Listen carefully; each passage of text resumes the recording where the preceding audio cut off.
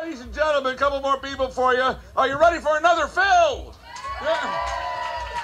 How's another very good guy? Here's Phil Matarese, everybody. Yeah.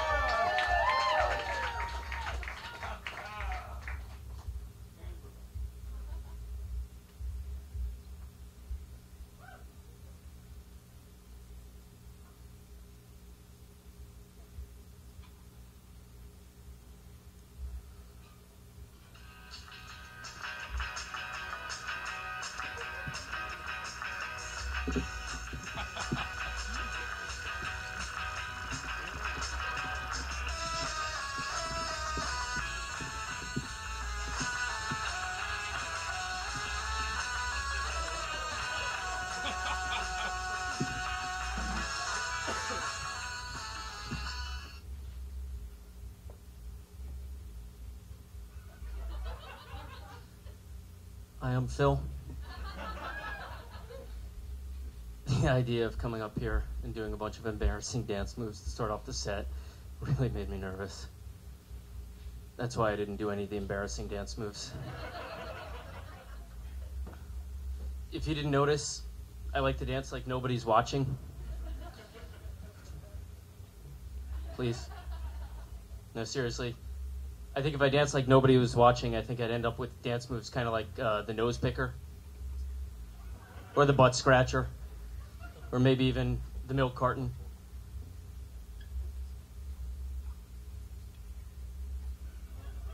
So, if Dwayne "The Rock" Johnson and Edward Scissorhands got together to play rock, paper, scissors, I think I know who would win. Kids today. Am I right? Huh? So they have way too much technology. They spend their days staring at computer screens and hitting buttons. It's awful. When I was a kid, we had board games. It was wonderful. You had to get a bunch of kids together in the same place. You had to look at each other. You had to talk. It was good. Now, when I get together with my nieces and nephews, I like to share that experience with them. I like to get them together and force them to play board games. And I think it's good. I think they like it. They get together, they look at each other, they're not staring down at the screen, they're interacting. It's wonderful. The thing I like the best about it is how easy it is for me to win. I learned when I was young, you never let kids win at a board game. You always have to try. If you let a kid win at a board game, it ruins the experience when they get good enough that they can win on their own. I also learned when I was young that when they get good enough that they can win on their own, you change to a different board game.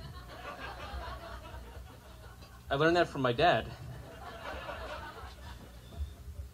When I'm not doing this, I host a trivia night, and a lot of people here host trivia nights. And when you host a trivia night, for me, I'm talking in front of people that are so much smarter than me, it's really stressful. So I just want to take a moment to say thank you to all of you here tonight. Because this is a really nice break. Thank you. The trivia crowd, they really like nerdy jokes. For instance, Grover Cleveland, you may know, he's the only U.S. president that had two non-consecutive rest areas named after him on the Jersey Turnpike. And tried these jokes out on my friends, and they all laughed. They said I tell jokes like a robot. I said, come on, if I told jokes like a robot, it would go like this. I just transformed from a car into a robot, and boy, are my tires arms. Boy, are my tires arms. So Transformers were pretty much the greatest toy you could have when I was a kid. They were wonderful. Did you guys have Transformers? I didn't. GoBots were the cheap knockoffs of Transformers. You guys have GoBots? I didn't have those either. I got this one really cheap knockoff. It didn't transform into much of anything at all. And it wasn't until I was older that I found out it was a Rubik's Cube. When I was younger, I wanted to go to dental school, but studying for those exams was like pulling teeth. I read an article about dentists recently, and it said 9 out of 10 dentists is 90%. And I also read that they have this new product for people who want good dental hygiene but aren't ready to make the full commitment, and they call it rental floss. So, this is a true story. Over the weekend, I actually had to go to the dentist for my cleaning, and the hygienist casually asked me, "So what are you doing this week?"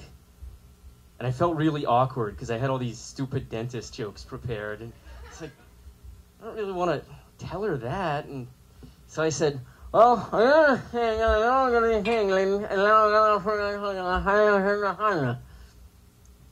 she said, "That sounds nice." So, had another joke after that one. I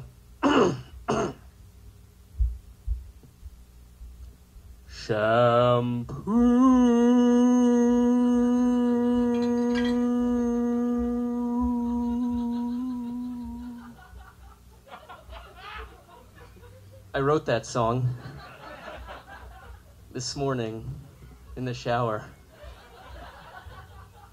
I was really inspired in the bathroom this morning. I also wrote a series of rapid-fire jokes all about deodorant, and it's called Speech Dick.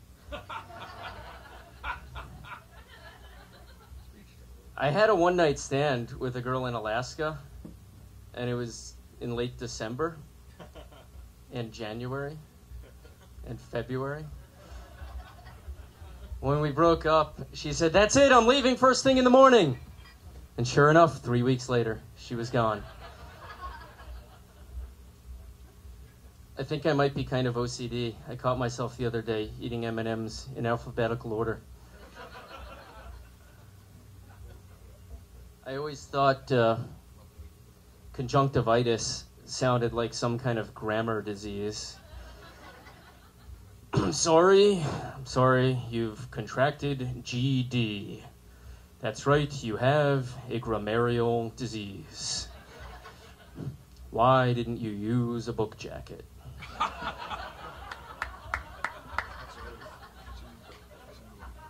That was one of my 2 dirty jokes for the evening.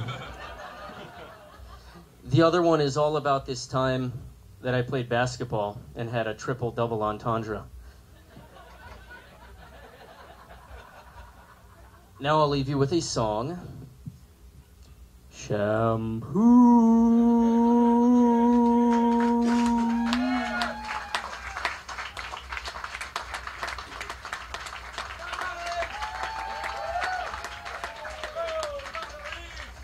Oh, that's my favorite song. Shampoo. Oh. And you know what? Oddly enough, I told Phil that all week long I would just burst into shampoo for no goddamn reason.